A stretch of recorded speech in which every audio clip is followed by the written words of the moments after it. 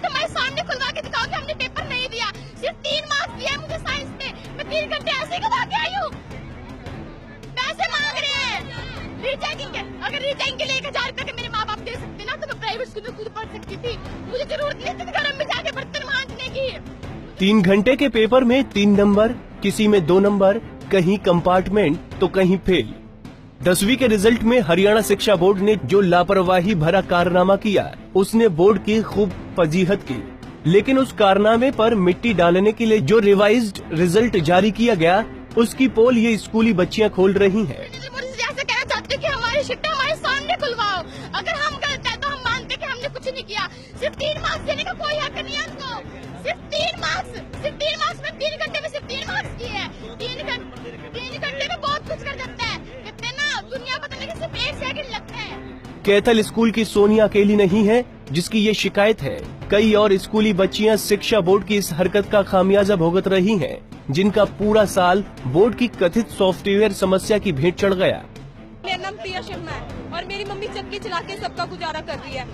ठीक है, माना चाचा और कमाते हैं बाहर है, फिर हम मेरे पापा बाहर रहते हैं और मेरी मम्मी हमें पढ़ाती है। दिन रात हम 7 बजे घर जाके मम्मी पापा की शक्ल देखते थे।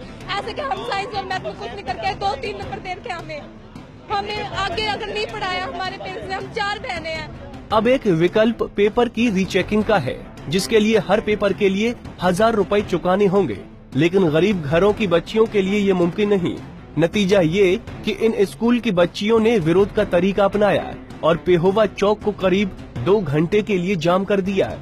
इस दौरान शिक्षा अधिकारियों की भी नींद टूटी। वो मौके पर पहुंचे और बच्चियों को समझाने की कोशिश में जुट गए। रिजल्ट दोबारा आने से हम फेल हो गए हैं, उनकी लिस्ट लेके उनका चेक कराया जाएगा। भिवानी बोर्ड भेजा जाएगा उनकी अपील को, फिर वहाँ से उसको चेक कराया जाएगा। उनके 1100 रुपए। चलो अभी तो हम उससे अपील करेंगे बोर्ड से कि इन बच्चों का अपनी तरफ से अपील करेंगे, इन बच्चों का किया जाए, इनके ऐसे कंप्लेंट आई है।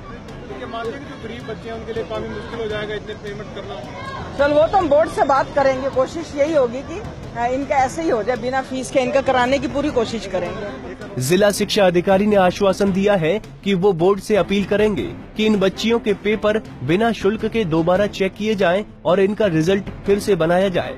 इस आश्वासन के बाद बच्चियां कुछ शांत जरूर हुई, लेकिन शिक्षा बोर्ड एक बार फिर फजीहत के दलदल में है। बोर्ड की इतनी बड़ी लापरवाही इन बच्चियों के साथ किसी मजाक से कम नहीं है। कैथल से जोगिंदर कुंडू, पंजाब केसरी टीवी।